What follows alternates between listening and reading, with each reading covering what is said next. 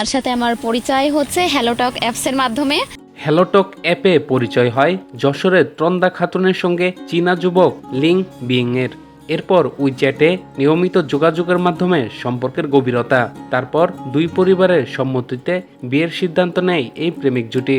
প্রেমের টানে সুদূর চীন থেকে 18 জুন বাংলাদেশে আসেন চীনা যুবক লি বিং। পরদিন সন্ধ্যায় তিনি ইসলাম ধর্ম গ্রহণ করে নাম হয়েছে মোহাম্মদ তাওহিদ। এরপর ত্রন্দার সঙ্গে বিয়ের বন্ধনে আবদ্ধ হন। তন্দ্রা খাতুন যশোর সদর উপজেলার বাউলিয়া গ্রামের মন্টু মোল্লার মেয়ে, আর চীনের রাজধানী বেইজিং উত্তরের বাসিন্দা লি বিং ওরফে মোহাম্মদ তাওহিদ। এই বিয়ের খবর ছড়িয়ে পড়লে চাইনিজ জামাইকে এক নজর দেখতে তন্দ্রারদের বাড়িতে ভিড় করেছেন আশেপাশের কৌতূহলী মানুষ। যশোর সদর উপজেলার তথ্য কেন্দ্রে কাজ করতেন তন্দ্রা খাতুন। তিনি জানিয়েছেন, প্রায় 8 মাস আগে হ্যালোটক অ্যাপের মাধ্যমে লি বিং এর সঙ্গে পরিচয়। পরে উইচ্যাটে নিয়মিত যোগাযোগের মাধ্যমে তাদের সম্পর্ক গভীর হয়। এক পর্যায়ে দুই পরিবারের সম্মতিতে বিয়ের সিদ্ধান্ত। তন্দ্রা বলেছেন, তার টানেই চীন থেকে বাংলাদেশে এসেছে লি বিং। গত 18 জুন বাংলাদেশে আসে। পরদিন সন্ধ্যায় যশোর জজ কোডে ইসলামী রীতি অনুযায়ী আমাদের বিয়ে হয়। বিয়ের আগে সে স্বেচ্ছায় ইসলাম ধর্ম গ্রহণ করে। তার বর্তমান নাম মোহাম্মদ তাওহিদ। আগে সে কোনো ধর্ম পালন করত না। বিয়ের পর 2 দিন হোটেলে ছিলাম।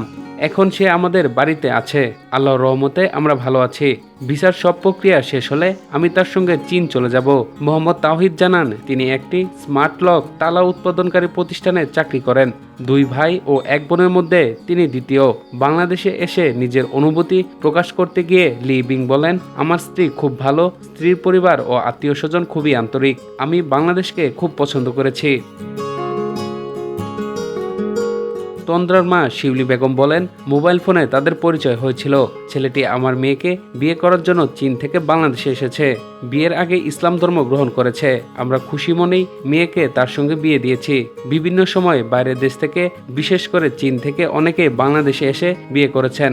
আবার কেউ কেউ প্রতারণার শিকার হয়েছেন। এই বিষয়ে জানতে চাইলে ত্রন্দা খাতুন বলেন, মোহাম্মদ তাওহিদকে আমি তেমন মনে করছি না। ভিসা প্রসেসিং এর কাজ চলছে। ভিসা হলেই সে আমাকে চীনে নিয়ে যাবে।